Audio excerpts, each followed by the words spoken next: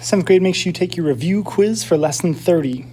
We're in lesson 31, adding integers and collecting like terms. 2 key ideas to understand in our math this year.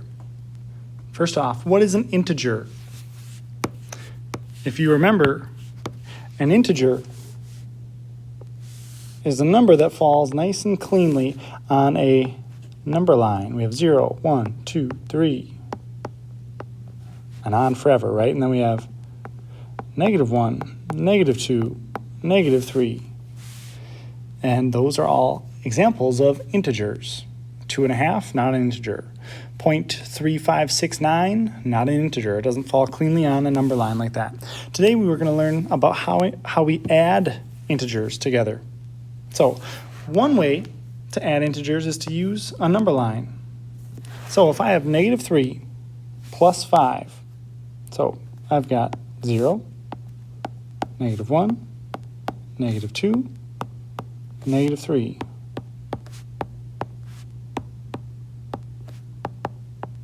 I've got 1 through 5 on the right side. Make it a good number line, put my arrows at the end. Okay, so I have -3, and I'm going to add 5. 5 in the positive direction.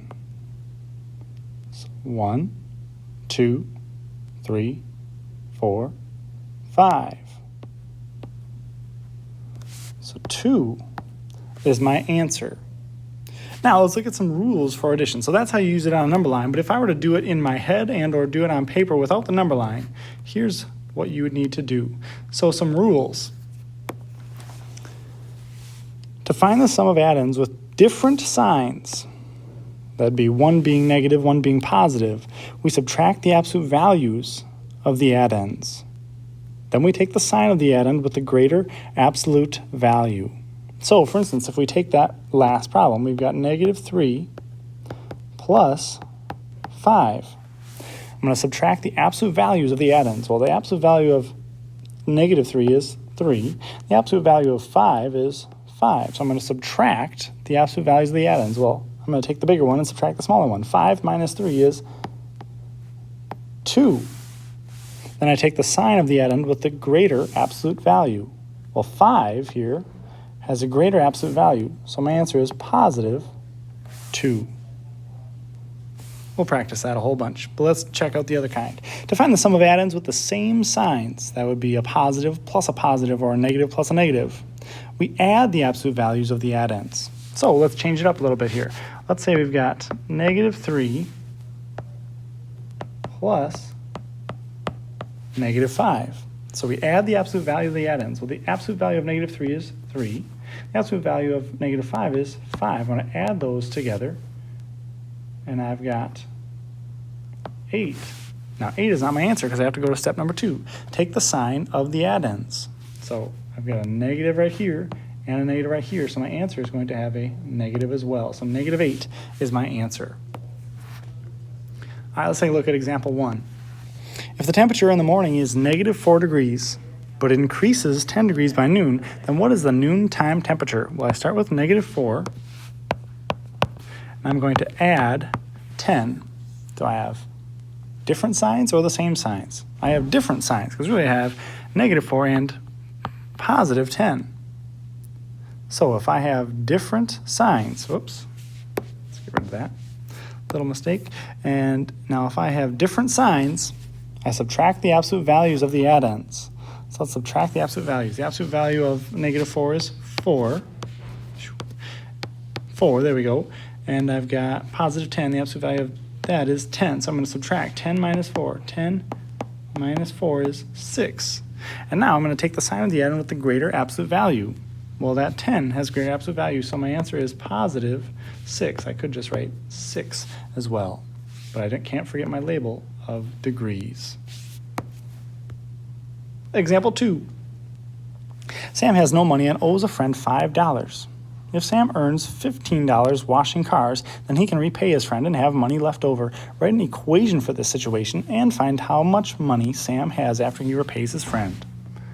So, Sam has $0 and he owes $5. He's actually negative $5. he's going to earn $15. So we're going to add $15 to that. There's our equation. Okay, now we need to find out how much money Sam has after he repays his friend. Well, I've got different signs here. If I have different signs, I'm going to subtract the absolute values. Absolute value of -5 is 5.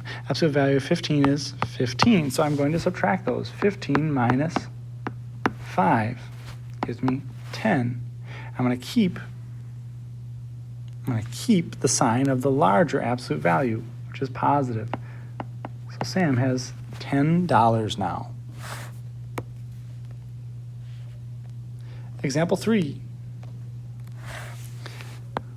A, we've got -6 plus +2. I've got different signs, so I'm going to subtract. The absolute value of -6 is 6. Absolute value of 2 is 2. So 6 minus 2 is 4. And I'm going to keep the sign of the greater absolute value, so that's going to be -4. Now I've got B. I've got +6 plus -2. I've got different signs. I got to take the absolute values and subtract. 6, 2, 6 minus 2 is 4. Now, let's see, +6 is the greater absolute value. So I have a +4 here. Let's take a look at C. I've got +6 plus -2. Different signs again. So absolute value. We've got 6 and 2. I'm subtracting those. 6 minus 2 is 4. 6. Oops, sorry, excuse me. So we did A, we did B. I gotta notice, I was looking at the wrong thing. I've got C here. So 6 plus +2. Oh my goodness, I'm saying it all wrong. Here we go. Let's try this C again. Sorry for the headache. Okay, so we've got -6 plus -2. -6 plus -2, I have the same signs, so I need to add the absolute values. So I've got 6 here, 2 here, 6 plus 2 is 8. And I'm going to keep the same sign, so I've got -8. -6 plus -2 is -8. All right, there we go, D. Now I've got -6 plus +6. Well, I have different signs, so I've got 6. I'm going to subtract those. 6 minus 6 is 0. 0 is neither positive or negative, it's just 0. Good. Today we will also talk about collecting like terms. A term is an expression that includes a positive or a negative number and may include one or more variables. So some examples of terms would be things like, 3y, or -4xyz, x squared, or -b. Those are all different terms. Now you notice there can be more than one variable, like we have here. We have 3 variables with -4. That's all one term. They're connected through multiplication, right? Even here, we've got x squared. That's connected through multiplication too, right? Okay, so now, coefficient. The coefficient is the number part of the term. So if we have 3y here, 3 is my coefficient. Like terms are terms that have identical variable parts, including exponents. So 2y and 3y are like terms. They have different numbers, but they have the same identical variable parts with the same exponents. If there's not an exponent on something, really there's a 1 there for the exponent. We combine like terms by adding their coefficients. The variables do not change. Okay, here we go. Example 5. Simplify this expression by collecting like terms. 3x plus 2 minus x plus 3. Well, I've got 3x and -x. So 3x minus x is 2x. Then I've got 2 plus 3 is 5. 2x plus 5 is my answer. 6. What is the perimeter of this rectangle? So I've got 3 here, 2x here. So let's write it this way. 2x plus 2x plus 3 plus 3. 2x plus 2x is 4x. 3 plus 3 is 6. really positive 6. So my answer is 4x plus 6. All right, practice that. Let's review, make sure we totally and entirely understand. Here we go. I'll try not to make a mistake this time. I've got negative 12 plus negative 3. I've got the same signs, so I take the absolute values and add them together. 12 plus 12 plus 3. Negative 3, absolute value of negative 3 is 3. 12 plus 3 is 15. Now I got to keep the same sign, so I've got negative 15. Let's go to B. I've got negative 12 plus 3. I got different signs, absolute values, so I've got 12 and 3 for absolute values. Different signs means I subtract. 12 minus 3 gives me 9. Now I keep the sign of the larger absolute value, so I got negative 9 there. C. Positive 12 plus negative 3. I've got different signs. Absolute value of positive 12 is 12. Absolute value of negative 3 is 3. I'm going to subtract. 12 minus 3 is 9. Now 12 is the larger absolute value, so I keep its sign, positive 9. D, negative 3 plus positive 12, different signs. So my absolute values, I got 3 and 12. I'm going to subtract those. 12, 3, that gives me 9. And 3 is not the larger. 12 is the larger, so I have positive 9. H, we're collecting like terms. All right, I've got 3x here, I've got x here, so 3x minus x gives me 2x.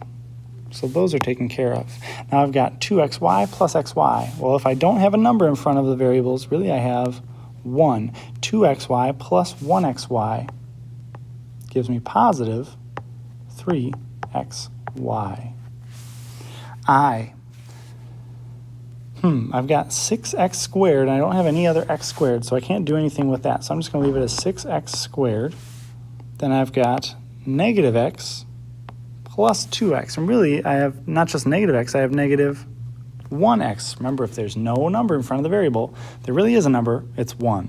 So I've got negative 1x plus 2x. Well, I've got different signs, so I take the absolute values and subtract. 2 minus 1 is 1. So I've got positive 1x minus 1 for my answer. Good. J, 2a cubed minus a cubed. Well, really, I have a 1 in front of the a, so 2a cubed minus 1a cubed is 1a cubed. I'm just going to put a cubed. And I've got positive 3b minus 4b.